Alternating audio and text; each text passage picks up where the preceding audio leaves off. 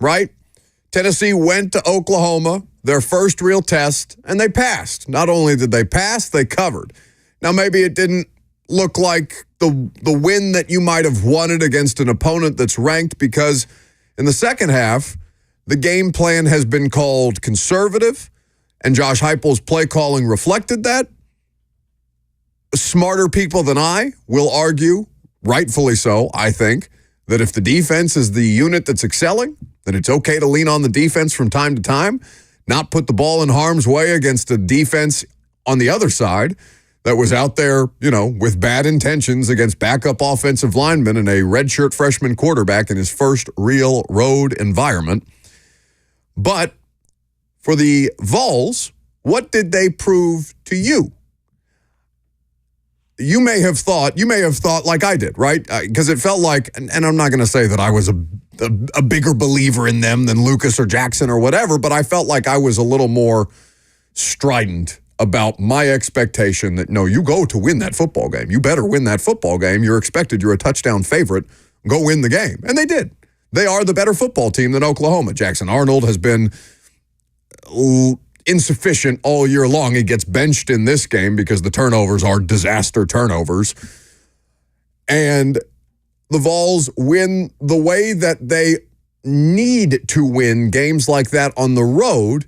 It is a luxury, I feel, to be able to win that way and not have to lean so heavily on the redshirt freshman quarterback to the point where he starts to press the way that Jackson Arnold was starting to press in that game, which led to disaster plays and ultimately turnovers, even after the Oklahoma defense was setting up the Oklahoma offense regularly, certainly in that first half, with short fields to be able to capitalize on, and they were incapable of doing so. But as a Vols fan, if you had any questions or if you had any doubt or what we call BVS, battered Vols syndrome, did they prove anything to you? Or are you sitting here after the fact with the results in hand saying, no, that's who I thought they were the whole time. They are national title contenders. They should go and win that game.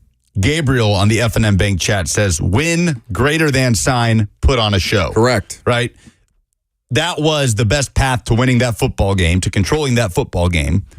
Josh Heupel knew that the quickest way to lose that game would have been to drop back Nico a bunch of times in the second half, trying to hit a certain pass yards mark or points mark to put on a show while he's at, in his return to Norman. But you know what it reminded me of? Do you remember the Tennessee-Georgia game 2022? Top 3 matchup, game of the century in Athens. Mm-hmm.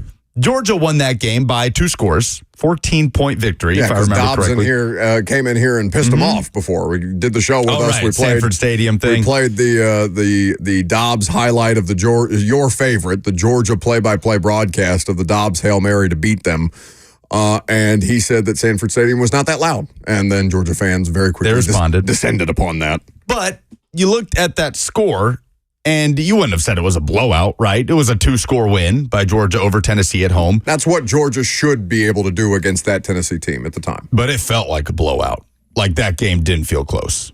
Georgia controlled that game. They dominated that game. It was a 14-point win, but it felt like a 20, 24-point win. That's what this reminded me of. 10-point win for Tennessee, that felt like more than 10 points separated these two teams. Bob Kessley mentioned that Oklahoma had less than 100 yards of total offense going into the fourth quarter. Tennessee had more carries with 52 than Oklahoma had rush yards on the day. They had 36. 12 of Oklahoma's first 13 drives ended in punt, interception, fumble, or safety. The one scoring drive in their first 13 was a field goal. So Tennessee showed it can win this way on the road when it has to. And it proved that, while we know the offense is going to be there, the ceiling is there for Nico. There's no questioning that. They proved that the defense is going to be there too. And you need that to be an actual title contender. Think about the last few teams that have won the national title. Michigan, Georgia, the couple years before that. They beat teams, especially on the road in conference play, by smothering the life out of them, right? And Tennessee is different. I know that the offense is going to be what you think of with Josh Heupel in Tennessee. But in this era, even with the importance that's put on quarterback play in the offense, you're just not going to win championships by beating teams 35-20, right? Or 48-45. You have to be able to win these types of games. And Tennessee was able to flex the biggest strength of this roster, which is the front seven. Jermod McCoy had a great game. The Oregon State transfer at corner has looked like a revelation for Tennessee at what's been a position of need throughout the Heupel era. So I'm going to be honest. I would have preferred to see Tennessee win this way. If you asked me before, would you rather Tennessee show they can control a game, dominate the line of scrimmage, and just smother the opponent defensively to where they don't even have to drop back and let loose on offense? Or would you rather Tennessee go in there and hang 40 and win 40-25? I'd go with the first one because that's a lot more conducive to pushing for national titles. I'm not worried about Tennessee's offense the way, you were last year with Joe Milton at quarterback. Not worried about the ceiling of Nico this year. But it's very reassuring to know that Tennessee has that in its tool bag, and they showed it Saturday. Yeah, I get the logic because my initial pushback would be, well, no, of course you want to see them go out and sling it around and blow out an opponent on the road. But that's just the aesthetics because I get your perspective from a tactics standpoint, things that that you have in your bag. Maybe you know that you have a good defense, but you're not going to see that against Chat or Kent State or any of these other cupcakes that they play in the early going in what is essentially preseason football where guys like James Pierce are playing 12 to 15 snaps a game in those early games. If my options were win 45-30, right, or 45-25, or win 25-15 in the manner they did, give me the second one every single time. Not worried about the offense. I want to know that they can do what they did on Saturday.